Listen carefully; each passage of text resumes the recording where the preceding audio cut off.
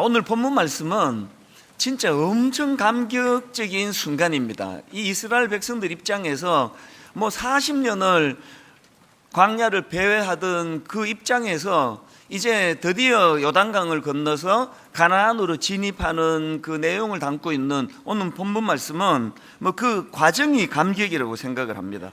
그래서 이제 이 과정을 좀 살펴보려고 하는데요. 그런데 여러분, 오늘 이 본문에서 한 가지 살펴볼 게 있습니다. 이 8절에 보면은 이제 하나님이 이런 명령을 하시지 않습니까? 여호수아 3장 8절입니다. 너는 언약궤를 맨 제사장들에게 명령하여 이르기를 너희가 요단 물가에 이르거든 요단에 들어서라 하라. 드디어 하나님의 때가 왔습니다. 하나님이 명령하세요. 이제는 진입하라고. 그런데 이게 약간 문제가 있습니다. 어떤 문제가 있느냐 하니까, 자 15절을 보십시오. 요단이 곡식 거두는 시기에는 항상 언덕에 물이 넘치는 상황이에요.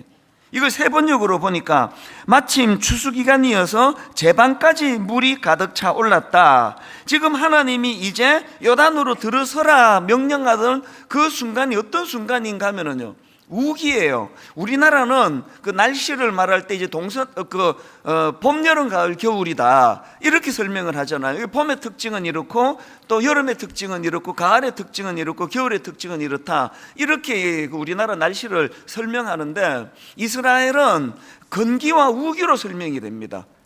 비가 왕창 내리는 우기가 있고, 그런가 하면 이제 비가 오지 않는 그런 기간이 있는데, 제가 그 자료를 보니까 이게 바람의 영향이래요. 그 지중해를 타고 바람이 불어 들어오면 거기서 많은 이제 습기가 유입이 되는 거고요. 이쪽에 그 사막 지역에서 이제 바람이 불면은 굉장히 드라이해진다는 글을 제가 얼핏 읽은 기억이 있습니다. 어쨌든 지금은 건기예요.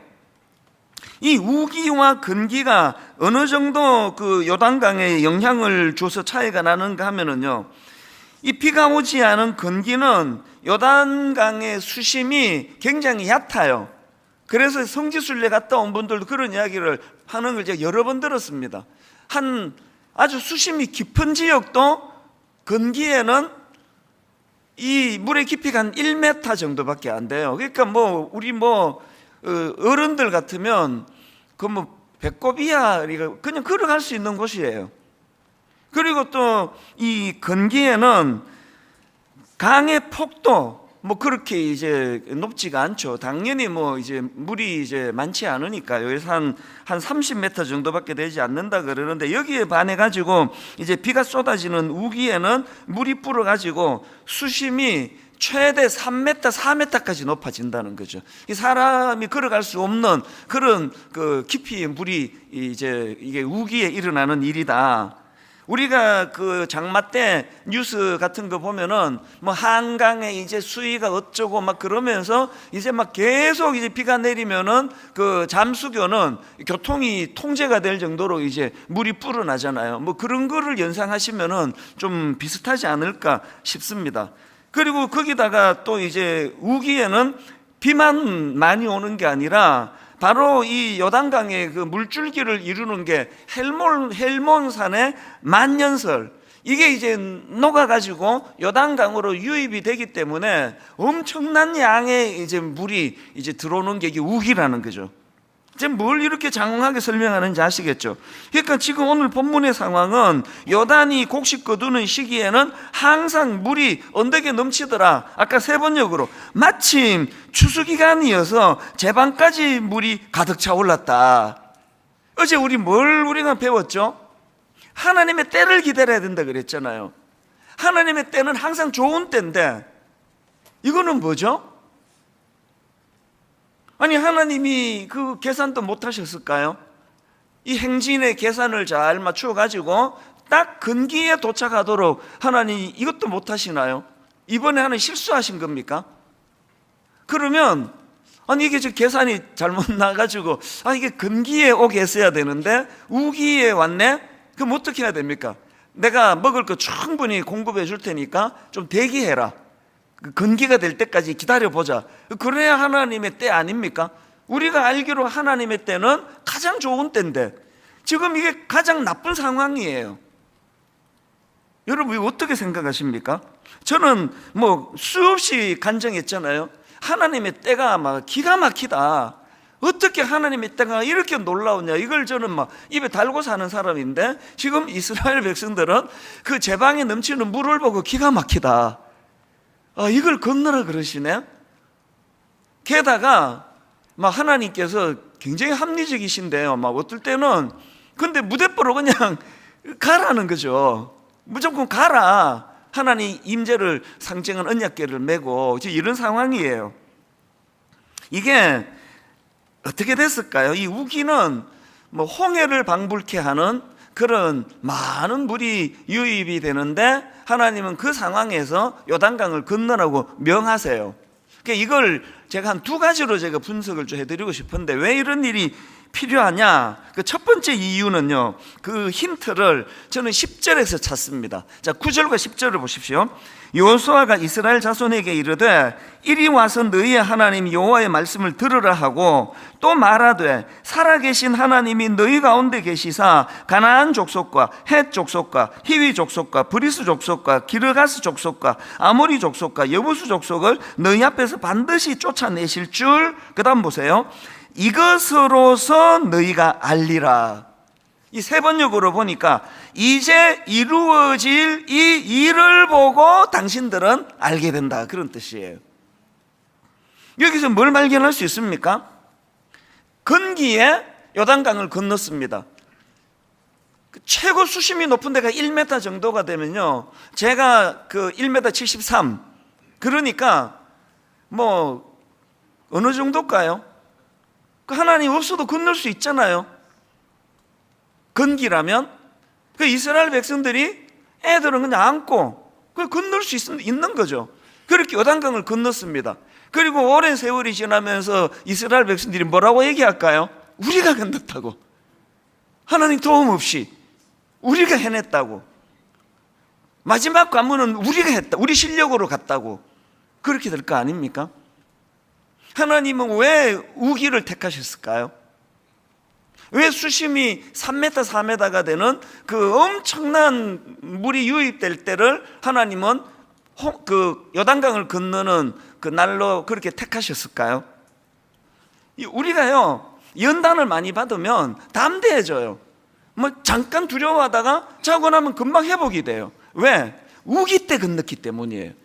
도저히 건널 수 없을 것 같은 고난이, 하여튼 우리가요, 뭐 움직이면 찾아오는 게 고난 아닙니까? 움직이면 찾아오는 게 우리 앞을 가로막는 그런 장애물들 아닙니까?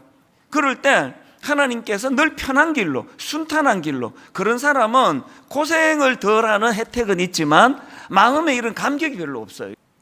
그래서 저는 이사야 43장 2절과 3절이요, 하나님의 말씀을 들어보세요. 내가 물 가운데로 지날 때에 내가 너와 함께 할 것이라. 강을 건널 때에 물이 너를 침몰하지 못할 것이며, 이게 딱 요단강 아닙니까? 내가 불 가운데로 지날 때에 타지도 아니할 것이라. 불꽃이 너를 사르지도 못하리니 대저 나는 여호와 너의 하나님이요 이스라엘의 거룩한 이요 너의 구원자이며라. 여러분 한번 생각을 해보세요. 상상을 해보세요. 여기 지금 모태신앙인데 자기 인생에 3절밖에 없어. 3절. 그래서 이제 3절이 툭 튀어나와요. 대저 나는 여호와 너의 하나님이요 이스라엘의 거룩한 이요 너의 구원자임이라. 뭐 맨날 어릴 때 가정예배 드릴 때마다 뭐 알던 말씀이죠. 다 알죠. 뭐 나는 여호와 너의 하나님이다, 이스라엘의 거룩한 하나님이다, 너를 구원할 자다. 이것만 있는 모태신앙 오래 예수 믿은 사람이 있고요. 이게 3절인데 이 3절을 선포하기 전에 2절을 경험한 분들이 계세요. 네가 물 가운데 지날 때 내가 너와 함께 할 것이라. 네가 강을 건널 때 물이 너를 침몰하지 못할 것이다. 네가 불 가운데로 지날 때도 타지도 아니할 것이요 불꽃이 너를 사르지도 못하리니 보호해 주시겠다는 거거든요. 이걸 막 엄청 많이 경험하고 산 사람은요, 2절 다음에 3절은 이게 그냥 이론적인 성경 구절이 아니라 자기 신앙 고백이에요. 대저 나는 여호와 너의 하나님이다. 그런가 하면은요, 두 번째로 왜 하나님은 요단강을 이 우기에 건너게 하셨나? 그거는요, 지금 홍해 앞에 서 있는 그 사람들이 지금 이 출애굽 2세대예요. 쉽게 말하면 홍해를 건널 때 없었던 사람들이에요. 아버지 어머니를 통해서 맨날 들었죠. 홍해를 우리 힘으로 걷는 거 아니다. 가정예배 드릴 때마다 우리가 이론으로 아이들에게 얘기하잖아요. 애들 입장에서 그 애들이 겪은 거 아니거든요. 지금 하나님께서는 그 모세가 이끌던 홍해를 건넜던 출애굽 1세대가 아니라 여호수아가 이끄는 홍해를 건너지 못한 그 다음 세대를 위하여 하나님이 지금 거치게 하고 싶은 코스를 거치게 해주시죠. 아까 제가 범람하는 우기를 설명하면서 홍해와 같이 물이 넘쳐난다는 표현을 일부러 제가 쓴 거예요.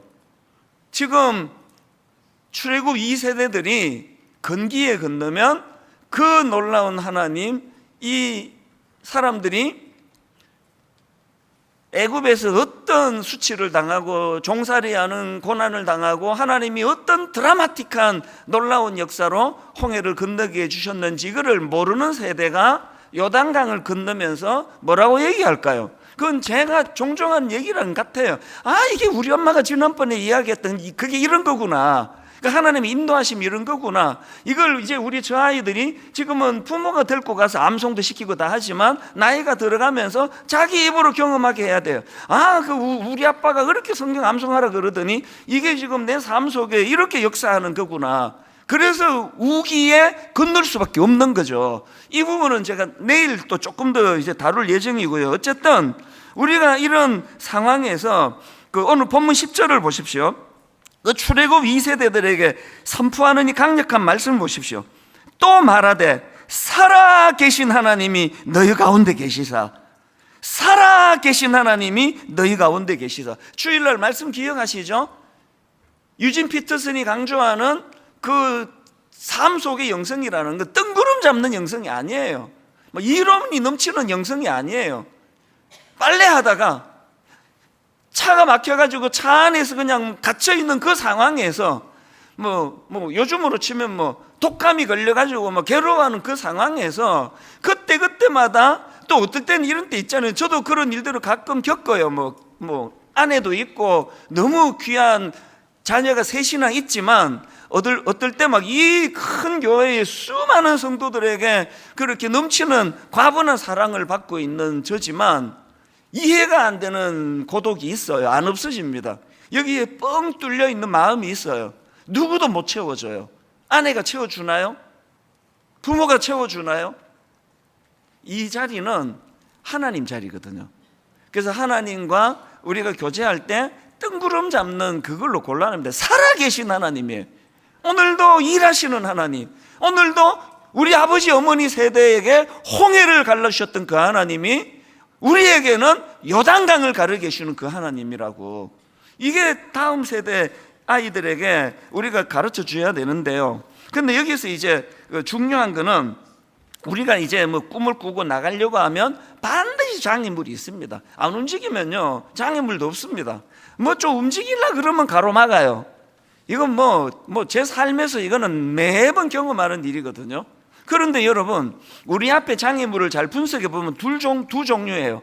홍해와 같은 장애물이 있고 요단강과 같은 장애물이 있습니다. 홍해와 같은 장애물은 새벽기도 나와가지고 금요 철야 기도하면 되는 장애물이에요. 우리가 애쓸 필요가 없이 새벽에 나와가지고 이제 막 살려달라고 부르짖는 이런 기도를 드리고 며칠 만에 이제 내가 20일 하나님 작전 기도를 드리고 그 문제가 해결이 됐습니다. 그 홍해와 같은 장애물이라서 그래요. 그래서 여러분, 그 홍해 앞에 섰던 모세가 뭐라고 백성들을 이끌었습니까? 출애굽기 14장 13절 14절을 보십시오. 모세가 백성에게 이르되 너희는 두려워하지 말고 뭐라고 말합니까? 가만히 서서 여호와께서 오늘 너희를 위하여 행하시는 구원을 보라. 너희가 오늘 본 애굽 사람을 영원히 다시 보지 아니하리라. 그리고 14절 여호와께서 너희를 위하여 싸우시리니 결론 너희는 가만히 있을지어다예요. 홍해 앞에 선 백성들이 들어야 하는 말씀은 새벽기도 나와라. 금요기도 와서 기도하라고. 이게 홍해의 문제예요. 그래서 기도 많이 해서 응답을 받는 경우들이 또 많이 있습니다. 그러나 여러분, 우리 앞을 가로막는 장애물이 홍해와 같은 장애물만 있는 게 아니에요.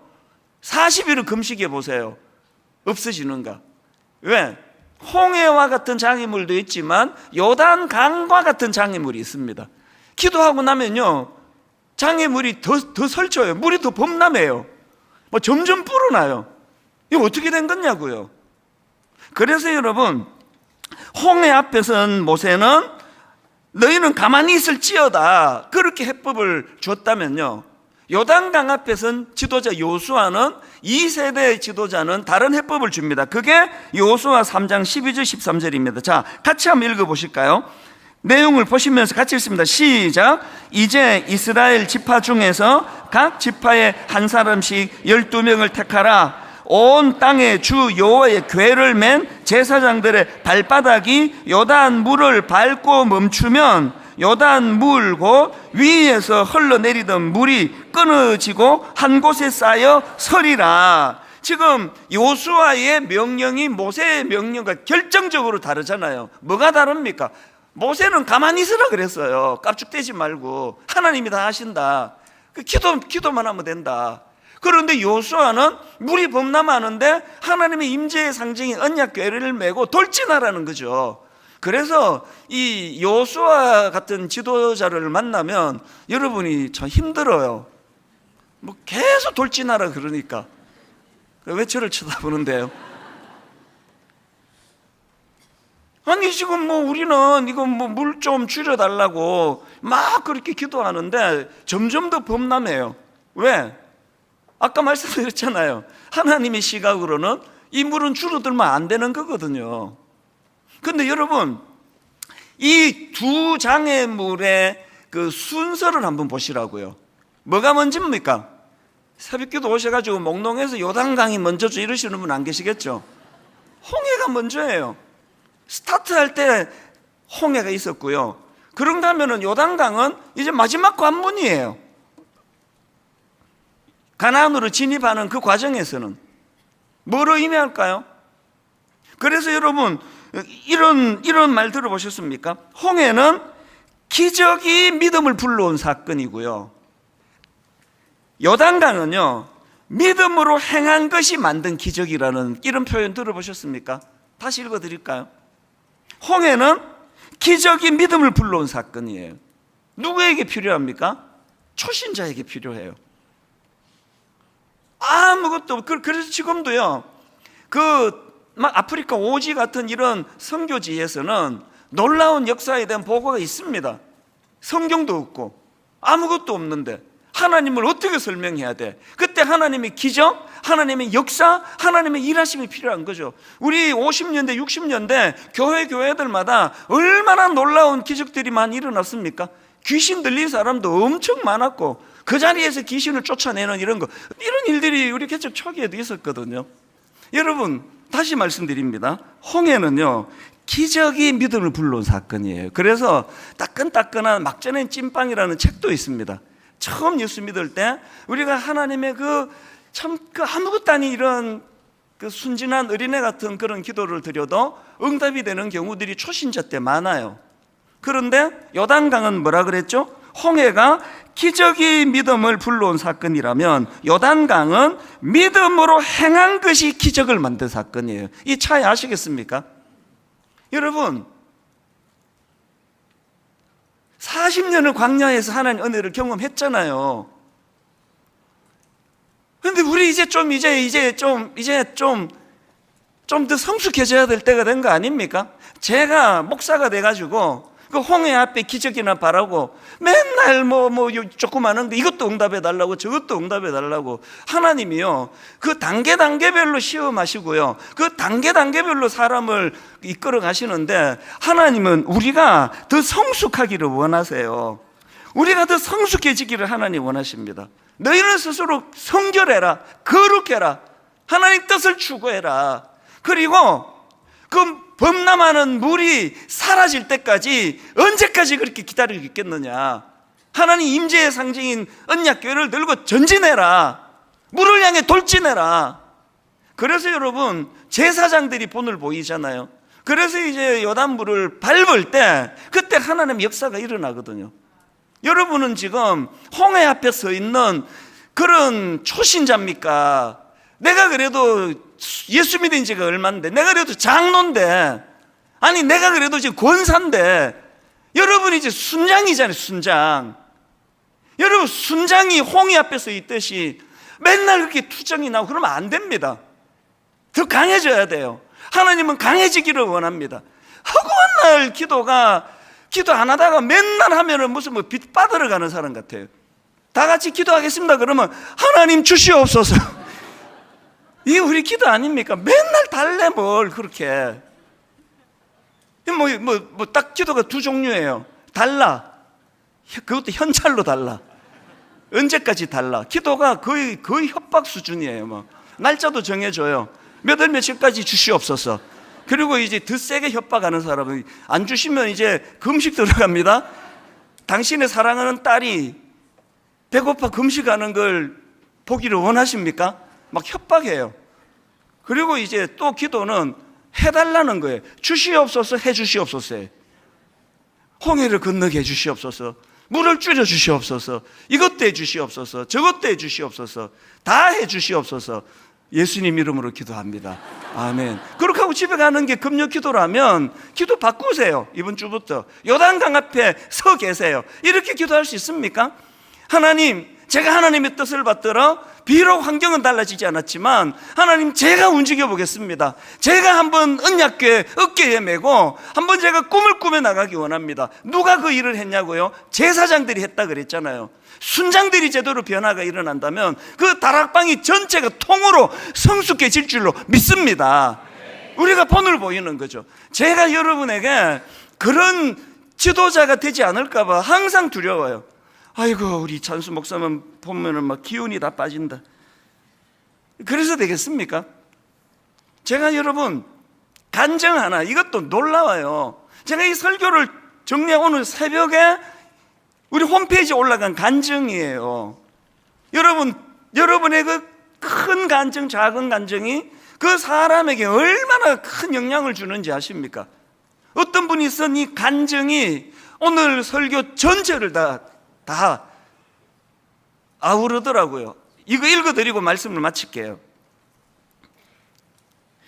지방에서 하나님을 섬기고 있는 작은 자입니다.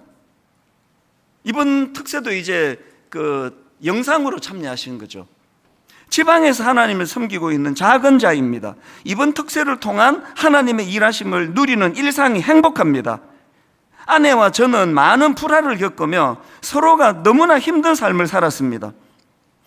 서로의 성격적 차이는 많은 상처를 주고받으며 지칠 대로 지쳤습니다.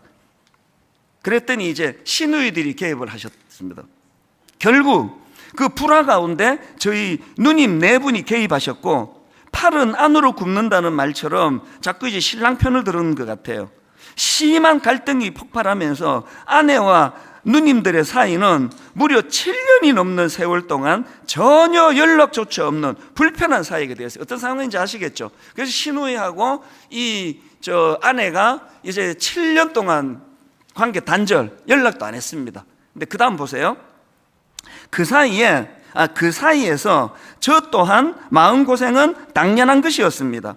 부모의 갈등, 고모들과의 차단된 삶은 아이들에게 고스란히 돌아가는 피해이기도 했습니다. 그런데 기도를 하며 하나님을 경험하기 시작하였습니다. 그리고 이제 그저께 있었던 일입니다. 들어보세요.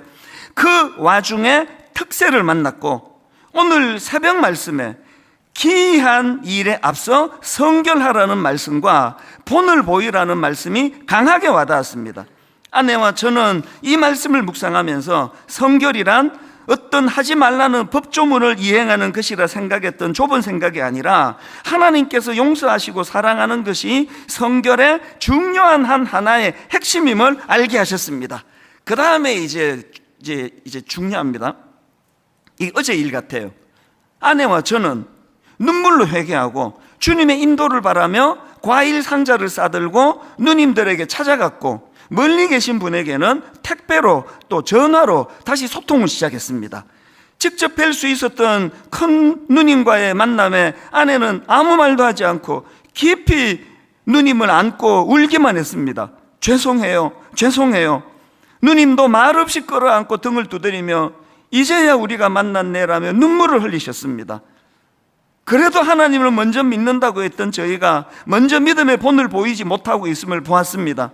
저희가 예수님을 보여주어야 하는데 상처로, 내 기준으로, 내 감정으로, 내 욕심으로 품지 못함이 참된 믿는 자의 본이 되지 못함을 보았습니다. 그리고 진정한 순종은 힘들고 어려워도 하기 싫어도 말씀 앞에 나를 드리는 것임을, 그때 하나님의 일하심을 볼 수 있었음을 믿고 드렸습니다. 말씀이 승리한 이 저녁 행복합니다. 평안합니다. 하늘 백성이 경험하는 하늘의 열매입니다. 제가 설교 마무리할 때 이 간증을 제가 발견했거든요. 하나님이 저에게 뭘 여러분에게 전하기를 원하시라 그러는 겁니까? 어마어마한 어떤 일을 하는 게 아니라요, 7년 동안 단절이 된 시누이 어른들한테 과일 사들고 찾아가는 건요, 엄청난 용기가 필요하잖아요. 기도 그렇게 많이 해도 관계가 회복이 안 됐습니다. 물은 범람했습니다. 근데 순종하는 것이 이렇게 힘들고 어려운 거지만 그래도 이분들에게 발걸음을 옮기게 만든 거거든요. 다시 말씀드립니다. 신앙생활 뜬구름 잡는 영성으로 하시면 안 됩니다. 이거예요. 내가 할 수 있는 거.